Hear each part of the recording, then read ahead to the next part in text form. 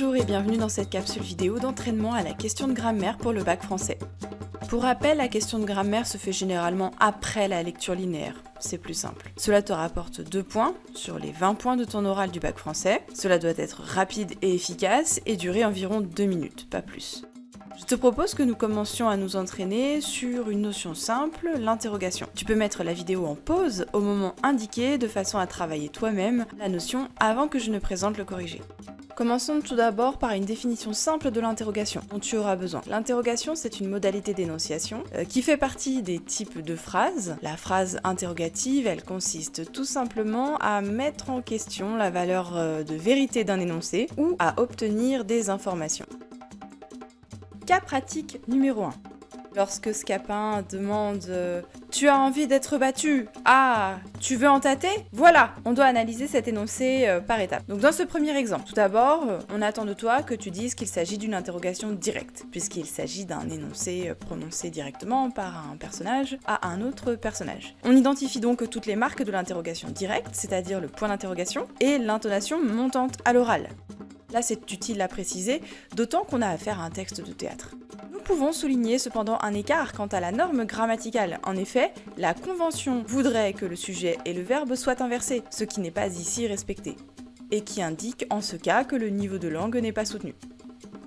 Enfin, d'un point de vue logique, il s'agit d'une interrogation totale puisque la question porte sur l'ensemble de la phrase. Petite remarque bonus, si tu as le temps, on peut indiquer que si l'on voulait transformer cette phrase en interrogation indirecte, voici ce que cela donnerait. Scapin demande à son maître s'il en veut tâter et tu pourrais aussi indiquer les changements que tu as dû effectuer.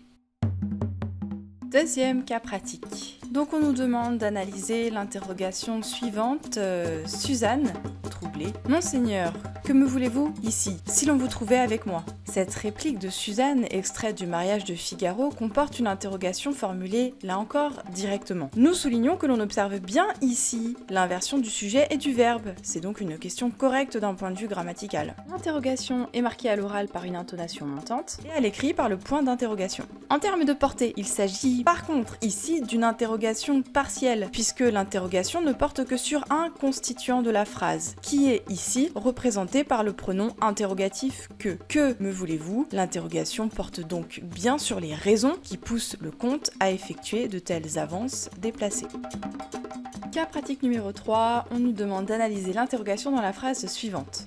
Toinette, ne voyez-vous pas qu'il tire à soi toute la nourriture et qu'il empêche ce côté-là de profiter ?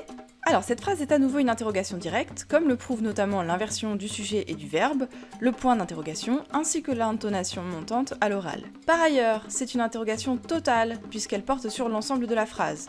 On peut par ailleurs y répondre soit par oui, soit par non. Par ailleurs, l'objectif de cette question n'est pas tant de vérifier la véracité d'un énoncé, ni même d'obtenir des informations. Comme tu l'auras remarqué, il s'agit d'une question rhétorique. Ainsi, cette question vise plus finalement à insister sur l'information suivante. Ce bras, là, tire à soi toute la nourriture et empêche ce côté-là de profiter. C'est donc moins une question qu'une affirmation. Petit élément bonus, si tu as le temps, tu peux indiquer que cette question peut se rapporter indirectement. Toinette demande s'il ne voit pas, ou si son maître ne voit pas, que ce bras-là tire à soi toute la nourriture et qu'il empêche l'autre côté de profiter. Donc on aura utilisé un verbe de parole, puis une subordonnée conjonctive complétive interrogative indirecte, introduite par un petit mot interrogatif.